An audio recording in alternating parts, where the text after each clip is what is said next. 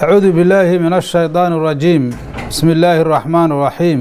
الحمد لله رب العالمين، والصلاة والسلام على أشرف الأنبياء والمرسلين سيدنا ونبينا محمد وعلى آله وصحبه وسلم أجمعين.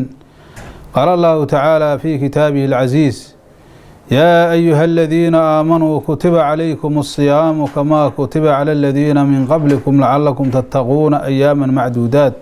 صدق الله العظيم. walaalayaal waxaanu ku dhex jirnaa bishii barakaysneed oo Ramadaan. bishaan waxaynu ku qaadanaynay duruus kala duwan oo ramadaaniye ah. waxaanu soo gaarnay darsigeennii 21aad ayaanu soo gaarnay. darsiga kan waxaynu ku qaadan doonaa iyo duruus ka dambaysa waxyaabo la yiraahdo asbaabul fitri, sababaha waxa weeye maaragtay lagu afuro oo qofku waxa weeye haddii sababtaas ay ku qunto ay u banaanahayso inuu afuro ay u banaanahayso. waana markaasi darsi aad iyo aad u muhiima oo mar walba maaragtay dhaca. sababaha marka asbaabul fitrigaahu waxa weeye markaasi marad qof masalan hadduu jirado waxa weeye oo marad oo ku dhaco, shareecadu waxay ogoshahay inuu afuro ay ogoshahay. safar oo yimaada qofka musaafirka ah safar uu ku yimaado asagana waxa weeye inuu afuro ayaa u banaan maalmahaas uu iska soo qaleeyo. marka rasuulkeena calayhi salaatu wasalaam waxa uu maaragtay aaday Mako, waliba waqtiga kan waa maaragtay caamu fatxi Maka ayaa leeyahay. saasay ahaaday sida maaragtay meelo badan soo aroortay. fasaama rasuulku calayhi salaatu wasalaam waa soomay. madiina markuu ka soo tagayay waa soo soomay xataa balaqa alkadiid. ibnu cabaas wuxuu dhahay meesha la yidhaha kadiid inta nabigu calayhi salaatu wasalaam uu ka soo gaaro oo bayna makata walmadiina ah weeye. meel biyo oo ka durduri jireen waaye oo dariiqa madiina ku yaala ilaa maka laga soo gaarayo. laba marxalo ayay maaragtay ahay maka u jirtaa, laba marxaladooday u jirtaa.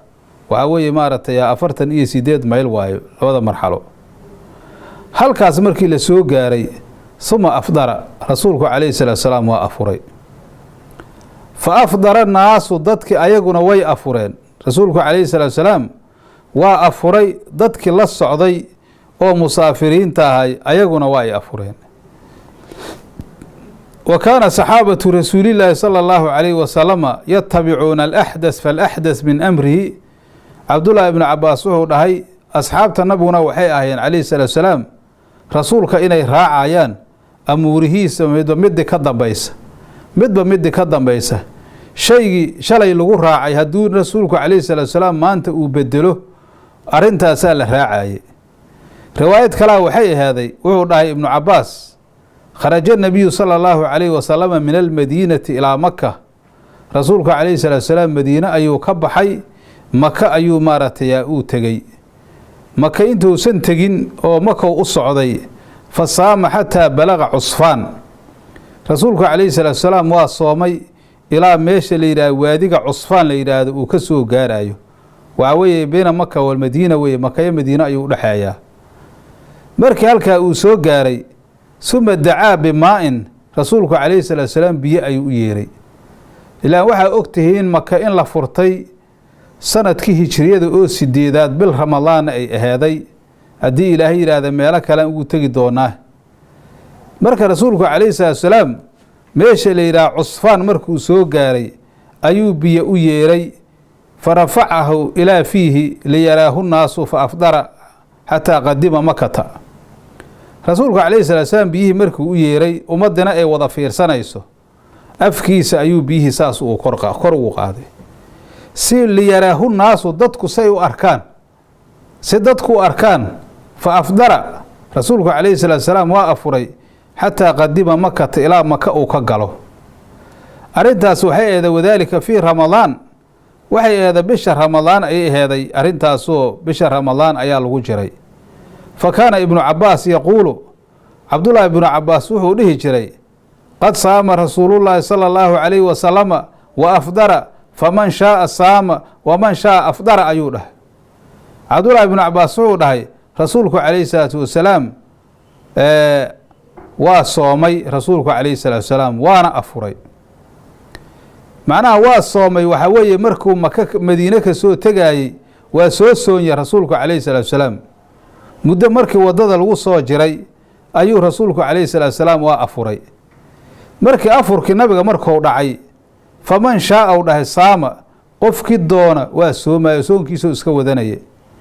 waman shaaa afdara, qofkii doonana waa iska afuraaye. taas marka waxay ku tusinaysaa qofka markii waxaa weeye musaafir uu yahay inuu ruksad uu leeyahay oo waxaa weeye uu afuri karo, markaasi maalmahaas kabna uu iska soo qalay karo. haddii maral uu haayo beledkiisa ku negi yahayna sidaas oo kaleentood weeye. taasna nabiga calayhi salaatu wasalaam ayaa looga dayanayaa. asxaabtii nabiga waxay noqdeen marka rag saa'imiinahoo soonkooda iska haysta oo is adkeeyey iyo dad markaasi nabiga ku daydayoo iska afuray ayay noqdeen. weliba waxaa dhacday in dadkii afuray xoogeysteen, ilaan waxay u baahan yihiin dadkii ciidankii tirada badnaayo halkaas kusoo duulay, waxay u baahan yihiin markaasi raashinay u baahan yihiin, cunto loo kariyay u baahan yihiin, adeegay u baahan yihiin, khidmay u baahan yihiin. dadkii marka waxaa khidmeeyey oo afuray ayaa khidmeeyey. dadkii kaleoo soonkii ku harana dad loo khidmeeyay noqdeen. markaasaa meelaha qaarkoodna waxau dhahay calayhi salaatu wasalaam dadkii faadiriinta ahay ayaa ajirkii la tageen u dhahay rasuulku calayhi salaatu wasalaam.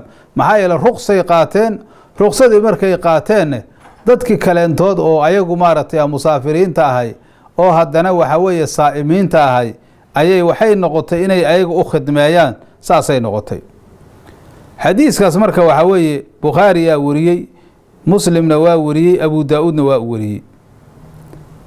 marka hadda xadiiskaas wax badan ayaa nooga caddaanayo qofkii markaasi waxaa weeye saa'ima ee safar uu ku yimaado ilaahay subxaanahu watacaala ruqso uu siiyey inuu leeyahay oo markaasi waxaa weeye uu iska afuri karo. taas ayaa markaasaa ku tusinaysaa.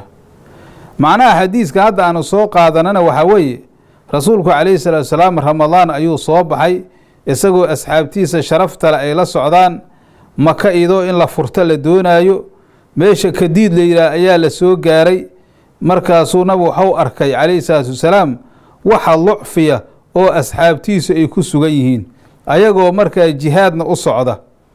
hadda markaan macnuhu ma ahan inaad u qaadato in nabigu calayhi salaatu wasalaam isagu naftiisa ou iska oomay ou dhibtooday dadkii kale ka soko. waxaa weeye rasuulku calayhi salaatu wasalaam ruqsadaas wuxuu u sameynayay asxaabtiisa oo waxuu arkay dad badan oo markaasi wuxuu arkay nabiga calayhi salaatu wasalaam dhibaata ay haysato. markaasuu asagayo u bilaabay mooyaane asaga waxaa weeye wax lucfiya oo soo caarilaya ma lahayn. dhibaatada asxaabtiisa haysata markuu arkay jihaadna loo socdo oo dhibaato badan loo socdo, soonkiina lagu dhibtoonaayo, ayuu nabigu afuray, ayaguna waa afureen. weliba waxaa la sheegay anna qooman lam yufdiruu, dad ayaan afurin. markaasuu nabigu waxau dhahay ulaa'ika alcusaad, kuwaasu cusaad weeye, licadami qabuuli ruksati allatii rakhasaha allaahu lahum. waxaa weeye ruksadii ilaahi subxaanahu watacaala uu siiyey ayaysan qaadanin. wa kaana saa'imuhum laa yaciibu mufdiruhum walaa cagsu, laakiin waxaa weeye ninkooda sooman ninka afuray ma ceebayhayn, ninka afurayna ninka saa'imkaa isaguna ma ceebeynaynin. qofkii naftiisa ka hela awood ka hela inuu soomi karo waa soomayey oo soonkaas uu sameynaya waana u wanaagsaneed. qofkii naftiisa lucfi ka helana waa afuraayey waana u wanaagsaneeday. sidaas ayaa markaasa waxaa la yidhaha miisaanu dariiqati lmusla ayaa la dhahaa. waxaa weeye markaasi dariiqo miisaan leh ayay markaasay arrintaasay ku qaateen.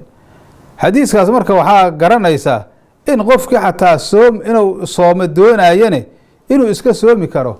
wa an tasuumuu khayrun lakum inay meesha ay ku jirto oo hadda markaasi cid gooni loo leeyahay waa inaa adiga aada soontaa ama afurtaa inaysan jirin. anas ibnu maaligoo asaguna ka mid ahay safarkaasaa wuxuu dhahay saafarnaa maca rasuulillaahi sala allahu calayhi wasalama fii ramadaana, rasuulka calayhi salaatu wasalaam bil ramadaan ayaanu la safarnay. falam yacib isaa'imu cala almufdiri wala almufdiru cala asaa'imi ayuu dhahay. qofka waxaa weeye saa'imka ahoo sooman ma ceebayhaynin ninka afuray, qofka afurayna qofka saa'imkaa ceebay ma hayn. qof walba wixiisa ayuu siduu u wada kara ayuu wadanayay. riwaayad kalaa waxay ahaday fakaanuu yarowna ana man wajada quwatan fasaama faxasanun. waxay ahaayeen asxaabta nabiga calayhi salaatu wasalaam inay ra'yiyeynayaan qofkii waxaa weeye awood heli kara ee sooma inay u wanaagsan tahay. waman wajada lacfan fa afdara faxasanun, qofkii waxaa weeye naftiisa lucfi ka helaaye ee markaasi afurane arrin wanaagsan inay ahaaday. xadiiskaasna waxaa weeye xadiis anas uu wariyey oo asaguna riwaayad kalaa weeye, weliba waxaa weeye bukhaari iyo muslim, abu daa'uud iyo tirmidi afartaasaa wariyeen xadiiskaas. haddii aanu soo qaadano masalanba xadiis laga wariyey jaabir ibni cabdilaahi, waxau dhahay jaabir kaana nabiyu sala allahu calayhi wasalama fii safarin, nabigu calayhi salaatu salaam safar ayuu ahay, fa ra'aa sixaaman wa rajulan qad dullila calayhi. safarka iyadoo lagu jiro ayaa nabigu calayhi salaatu salaam wuxuu arkay meel laysku cariirinaayo oo dadkii oo dhan ay kusoo tuurteen, oo waxa weeye nin dad meesha oo laysku soo cariyey saxmadu ka dhacdane waxaa joogay nin la haraynaayo oo waxa weeye ina la soo qaatay wixii maryo la wata iyo qoraxdii markaasi saas looga dalladayna dallad loo samaynaayo. markaasuu nabigu waxau dhahay calayhi salaatu salaam maa haadaa ayuu dhahay, waa maxay waxaanu dhahay ninkan la haraynaayo muxuu yahay. markaasay waxay yidhaha asxaabtu saa'imun, rasuul allahu nin sooman waaye. rasuulku markaas waxau dhahay laysa min albiri assawmu fi safar u dhahay, biriga ka mid maahan u dhahay, wanaagga iyo khayrka ka mid maahan soon in maaragtay safar dhexdiisa lagu soomo. laakiin waxaa la leeyahay xadiiskaas waxa weeye qof heerkaas gaaray weeye oo aan awoodi karine heer markaasi waxa weeye in la hareeyo gaaray oo markaasi sidaas gaaray oo miir beelay, kaasoo kalea loola jeedaa. kaas markaas waxa weeye kaasoo kale biri noqon maayo.